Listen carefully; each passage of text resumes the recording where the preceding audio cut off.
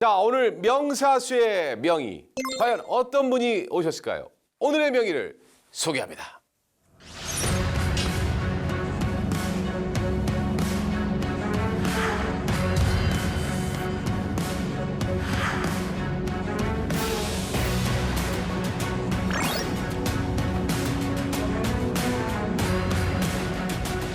자, 오늘의 명의를 모셨습니다. 반갑습니다. 안녕하세요. 안녕하세요. 네, 안녕하세요. 한림대 정형외과에서 무릎 진료를 하고 있는 김준호 교수입니다. 네, 자 오늘 김준호 교수님과 나눌 이야기 뒤바뀐 내 무릎 관절은 어떻게 변했을까인데 이 관절 얘기 나오면요 이제 저도 이제 중년 이후에 무릎이 이제 점점 힘들어진다는 게 느껴집니다.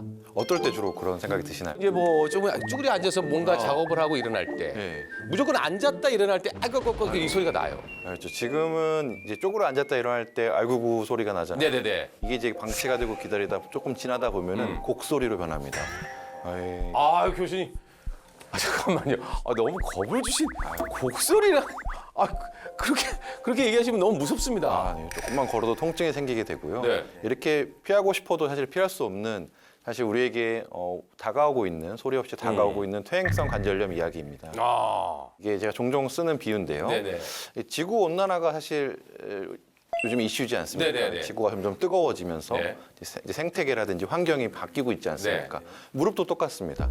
건강한 상태에서는 우리가 모르고 잘 지내다가 네. 무릎 환경이 이제 갑자기 파괴가 되면 점점 파괴가 되면서 이제 염증성 환경으로 바뀌면서 생태계가 무너지고 그리고 무릎에 통증도 생기고 뭔가 이렇게 활화산처럼 타오르게 되고 네. 그러다 통증이 갑자기 쓰나미처럼 몰려오기도 하는 겁니다. 질문을 하나 드릴게요. 네, 질문요.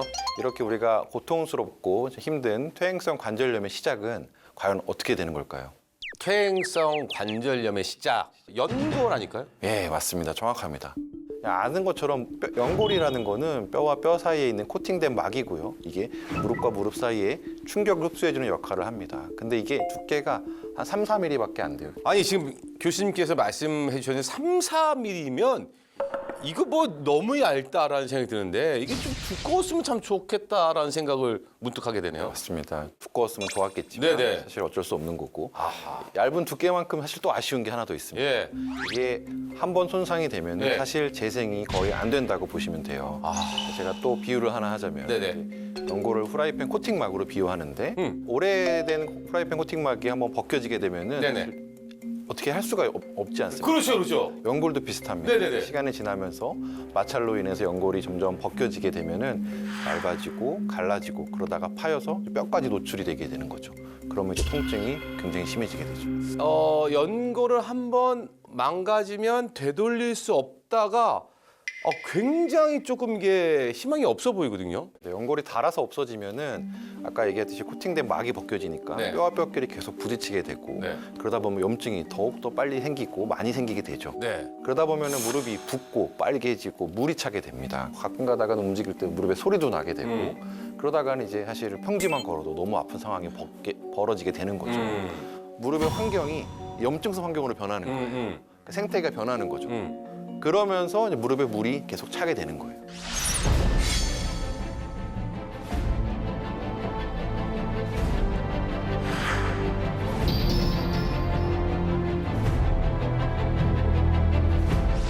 똑같이 세월이 흘러도 누구는 쌩쌩하고 누구는 빨리 닳고 이거 왜 그런 건가요? 어떤 사람들은 연골이 서서히 닳게 돼서 조금씩 사라지는데 미세해서 눈에는 잘 안 보이는 정도. 근데 그런 경우는 무릎이 이제 이상하게 무릎이 안쪽이 아픈데 그러다가 병원 가려고 하면 또 괜찮아지고 또 무릎이 좀 아픈데 괜찮아지고 날씨가 좀 안 좋으면 또 아파지는데 병원 가려고 하면 또 괜찮아지고 이렇게 되는 거예요. 그런 경우는 만성적으로 이제 우리 불편함이 남는 게 되는 거고 이런 경우가 연골이 서서히 닳게 되는 경우죠. 응급실에서 보다 보면 갑자기 관절염이 심해져서 예. 교수님 말씀하신 것처럼 뭐 여기가 붓고 그렇죠. 아니 이게 저는 생각했거든요. 이게 만성 질환인데 퇴행성 관절염 갑자기 왜 악화되는가? 염증을 억제하려고 하는 그 균형치에서 염증성 환경으로 확 치우치게 됐을 때 이 무릎 안에서 우리가 쓰나미가 오듯 아니면 활화산이 터지듯 이렇게 한번 비명이 나오는. 그래서 지금 준비하신 그 환경이 바뀌어서 예, 좀 안 좋아진 상황의 사진이네요. 그 왼쪽 사진을 보면 이게 정상적인 무릎의 활액막인데요. 하얀 거. 예. 저게 속살이에요. 무릎 안에 네네. 속살, 활액막들이고 그냥 봤을 땐 맨들맨들하고 그냥 오돌도돌한 게 일부 있는 정도인데 네. 우측 사진을 보면은 뭐 굉장히 빨갛죠. 네. 빨갛고 뭔가 이렇게 솜사탕이라고 하기는 그렇지만 또 뭔가 이렇게 아지랑이처럼 올라와 있잖아요. 그러니까 그런 이게 것들이 활액막. 화산 터지는 그렇죠. 예, 그런 느낌. 빨갛고 뭔가 건들기만 해도 되게 아플 것 같잖아요. 예, 예, 저게 이제 활액막에 염증이 생긴 겁니다. 활액막염이라고 합니다. 아까 이제 활액막이라고 이제 얘기를 이제 거듭해서 얘기해 주셨는데 네, 네, 네. 우리 시청자 여러분들께서 활액막이 무엇인지에 대한 정의만 조금 해주시면 좋을 것 같아요. 활액막은 그냥 무릎 안에 있는 속살이라고 생각하시면 속살. 돼요. 예, 그냥 그 관절막 안에 있는 네. 속살인데 네. 거기에서 이제 활액도 분비를 하고 네. 무릎 안에 영양도 공급을 하는 그런 어떻게 보면 세포 조직입니다.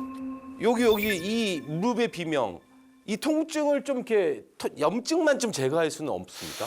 예, 그래서 저희가 이제 그렇게 내원을 하시면은 네. 소염제도 드리고 먹는 거, 그다음에 무릎에 주사도 놓고 네. 예, 심한 경우에는 활액막을 절제하는 수술도 제한적으로 하긴 합니다. 아 활액막을 그 절제도 괜찮은 겁니까? 예, 이미 어떻게 보면은 병적인 상태가 되어버린 활액막이기 때문에 이게 좀 걱정이거든요. 그럼 이게 해결이 안 되는 거 아닙니까? 그렇죠. 사실 이게 원인 자체가 연골이 다르면서 어떻게 보면 생기는 염증성 환경으로 변하는 그런 게 관절염이기 때문에 네. 이게 뭐 제거를 해도 결국은 다시 염증성 활액막염이 될 거고 이게 반복이 되다 보면 결국은 이제 무릎도 변형이 생기면서 네. 결국은 인공관절 수술이 가게 되겠죠. 연골을 재생하는 수술도 있다 그러고 네네네. 또 주사를 놓는 뭐 DNA 네, 뭐 그렇죠. 뭐 있더라 연골 주사 네, 맞습니다. 전 잘 모르는 세계라서 네, 네. 그게 뭔지 좀 간단히 최재형 교수도 네. 모르는 분야가 있네요. 코팅막이 좀 벗겨지잖아요. 그러면 약간 벗겨지면 그걸 어떻게든 땜질을 하는 거를 연골 재생 수술이라고 하는 거고 연골 주사나 DNA 주사는 뭐 성분은 좀 다르지만 궁극적으로는 무릎에 기름칠 해주는 역할입니다. 윤활 작용 해주는 거고 프라이팬으로 따져도 그냥 더 망가지지 말라고 계속 기름칠을 정성껏 해준다고 생각하시면 됩니다. 그러면 처음에만 사실은 까졌을 때 조금 까졌을 때나만 이런 연골 재생 수술을 하거나 아니면은 이제 연골 주사 같은 게 효과가 있는데 이게 어느 정도 많이 벗겨지고 뼈까지 노출되고 이런 경우에는 사실은 이런 땜질이라든지 기름칠이 소용이 없는 경우가 많습니다.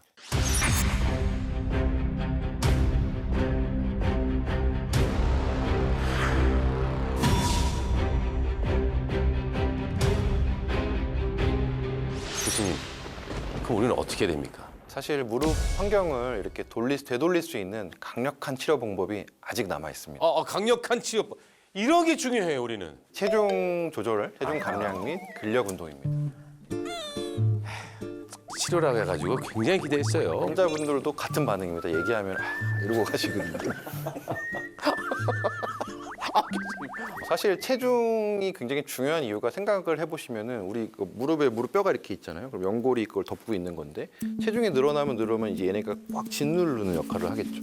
그렇게 되면 이제 연골이 빨리 닳고 빨리 떨어지겠죠. 그렇기 때문에 체중을 사실은 1kg만 줄여도 한 3kg 정도는 무릎에 가해지는 하중이 줄어드는 거고 계단 오르내릴 때도 특히 내려갈 때는 체중의 6배에서 뭐 8배까지도 늘어난다고 하거든요. 그러니까 무릎에 가해지는 하중이. 그러니까 사실 체중이 무릎에 굉장히 중요한 체중 조절이 역할을 하고 있습니다. 어릴 때부터 아이 키울 때 걷지 않고 가까운 데도 차 태워서 다니고 무릎을 잘 많이 안 쓰면 연골이 그래도 오래 쓸까요? 아닙니다. 연골은 어느 정도의 하중이 계속 가해져야 그게 오래 가요.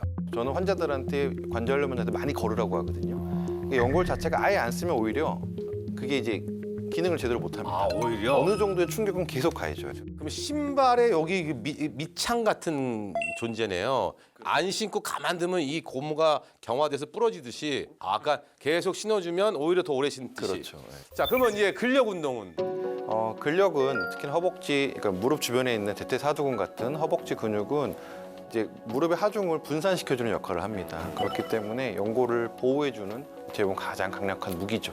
그러니까 이게 누가 떠먹여주길 바라면 안 되네요. 무릎만큼은 본인이 굉장히 노력을 해야 되는 질환이네요. 본인이 노력해야 되는 부분이 분명히 있습니다. 제가 항상 환자분들께 이야기하는 거는 평지에서 빠르게 걸어라. 물 속에서 하는 운동입니다. 아쿠아로빅이나 수영. 왜냐하면 체중을 분산시켜주기 때문에 물에서. 그다음에 자전거 타는 것도 물론 안장 높이를 잘 조절해서 하면 굉장히 좋고요. 대퇴사두근을 강화시켜주는 운동을 특히 중년 노년 어르신들은 꼭 하셔야 됩니다. 무릎을 쭉 펴주는 레그 익스텐션, 무릎을 밀어주는 레그 프레스 같은 운동들을 처음부터 너무 중량을 많이 하면 안 되고 서서히 올리면서 단계적으로 노력해야 되고 사실 마지막으로 한 가지 더 중요한 게 남아 있습니다. 제가 환자들께 늘 세 가지라고 얘기하거든요. 안 좋은 자세 피하는 겁니다. 안 좋은 자세. 저희가 바닥 생활을 많이 하죠. 예, 좌식 생각 맞죠? 근데 이제 지금도 이제 TV 보면서 바닥에서 보시는 분도 있으실 텐데 소파에 앉으셔야 됩니다. 맞아요. 아니면 의자에 앉으셔야 되고 무릎을 많이 구부리는 동작을 피해야 됩니다. 그래서 이제 가급적이면 서양식 생활을 하시라고 제가 말씀드립니다. 주무시는 것도 침대에서 주무시고. 아 바닥에서 주무시면 또 일어나면서 그렇죠. 그때 아이고야 하시는 거죠.